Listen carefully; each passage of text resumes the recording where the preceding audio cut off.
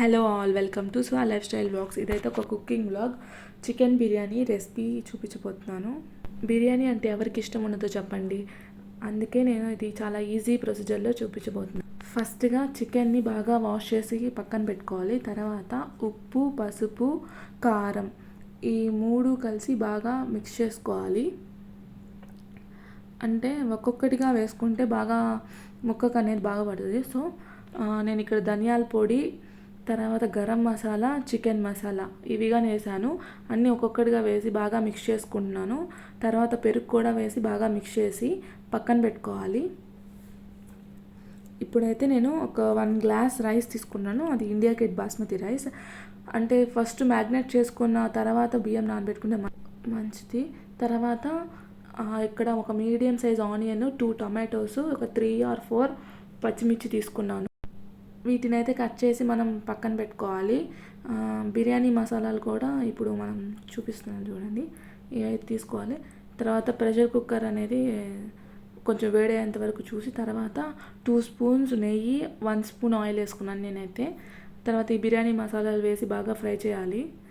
ఇవి కొంచెం నేను జీలకర్ర కూడా వేసుకున్నాను. మీరు కావాలంటే షాజీరా కూడా వేసుకోవచ్చు. అవి కొంచెం సేపు ఫ్రై అవ్వాలి. ఇవి ఫ్రై అయిన తర్వాత పచ్చిమిర్చి, ఆనియన్స్ ఇవి కూడా వేసి బాగా ఫ్రై చేయాలి. ఆనియన్స్ అనేది కలర్ చేంజ్ అయ్యేంత వరకు ఉంటే చాలు. ఇక్కడ నేనైతే పుదీనా, కొత్తిమీర తీసుకొని వాష్ చేసి పక్కన పెట్టుకున్నాను. తర్వాత ఈ ఆనియన్స్ అనేవి ఫ్రై అయినాయి. తర్వాత అల్లం వెల్లుల్లి పేస్ట్ వేసి 1 స్పూన్ అల్లం వెల్లుల్లి పేస్ట్ వేసాను నేను. ఇవైతే ఫ్రై చేయాలి. అల్లం వెల్లుల్లి పేస్ట్ కూడా బాగా ఫ్రై అవ్వాలి. తర్వాత ఫ్రై అయిన తర్వాత ఇక్కడ టమాటోస్ కట్ చేసుకున్నాం కదా, టమాటోస్ కూడా వేసి ఫ్రై చేసుకోవాలి. ఈ టమాటోస్ అనేది బాగా ఫ్రై అవ్వాలి. అంటే కొంచెం మెత్తగా అయితే బాగుంటుంది బిర్యానీ అనేది. తర్వాత ఇవి అయితే ఫ్రై అయిన తర్వాత మనం ముందుగా మ్యాగ్నేట్ చేసి పెట్టుకున్న చికెన్ని కూడా వేసి మిక్స్ చేసుకోవాలి బాగా.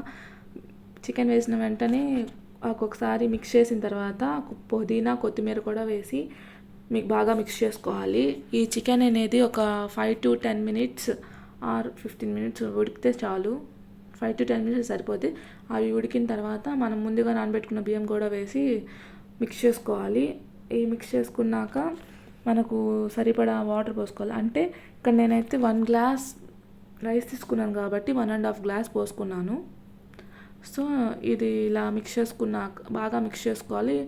సాల్ట్ అనేది ఇప్పుడే చూసేసుకోవాలి. సో నాకు ఇక్కడ సాల్ట్ కొంచెం తక్కువ అయింది. సో నేను సాల్ట్ వేసుకుంటున్నాను. అండ్ బాగా మిక్స్ చేసుకున్న తర్వాత మనం విజిల్ పెట్టేస్తే సరిపోతుంది. మూత పెట్టేసేయాలి. నేను విజిల్ పెట్టేశాను. అండ్ ఇది అయితే ఒక మీడియం ఫ్లేమ్ మీద 2 విజిల్స్ వస్తే సరిపోతుంది.